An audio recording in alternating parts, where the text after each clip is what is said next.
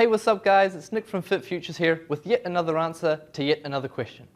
This week, we're continuing on with Bill from Christchurch's question about how good the squat is for muscle development. In our previous video, we discussed the glutes and the fact that with the squat, you can develop your glutes, but you'll develop them substantially more if you're adopting a full range of motion with the squat. So this week, we're going to discuss the hamstrings. But before we do, I just want to touch on the anatomy of the hamstring. So what is the role of the hamstring muscle group during a squat? Well, the thing is that the hamstrings muscle group, they're biarticulate. That means that they cross two joints. They cross the hip and they cross the knee. Now, they could be simultaneously trying to lengthen at one of the joints while trying to shorten at the other. And what this means is that there's very little change in the length of the muscle.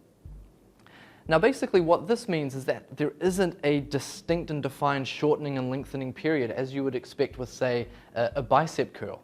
Right? So the bicep muscle group, we know that it's going to shorten substantially and then lengthen substantially during the flexion and extension portions of that particular exercise. Okay, but with the squat, the hamstring musculature, because of its role as a dynamic stabilizer or a fixator working across both joints, you've got that limited movement in the muscle. Now, what research has demonstrated with this as a result is that the squats don't actually develop the hamstrings as much as the bro science has suggested is the case. It has been a long-held belief of many of us in the industry that the hamstrings do develop substantially under load during a squat. But research, the body of research now that is piling up is suggesting that it is developing it, but not as much as we had previously believed. In fact, a recent journal article is actually a meta-analysis. I don't believe it's gone to publish yet, so very much hot off the press, has pretty much demonstrated that the hamstring musculature will grow, but not necessarily as substantially as we think. It has been proven with empirical evidence through research studies.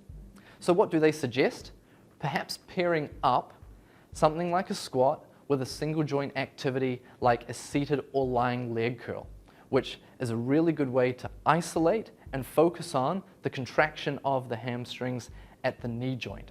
Now, you guys all know how to perform those exercises. They are isolation work, so typically the school of thought is you want to do your compounds and do them perhaps more so than the isolation work. But I did a video a wee while ago now that was discussing the importance of still having isolation work in there. And this is just another example of why that isolation work is important. So if you're squatting but you're after maximal development of the hamstrings, don't hesitate whatsoever to throw in some isolation work, specifically a seated or a lying leg curl to work that hamstring musculature.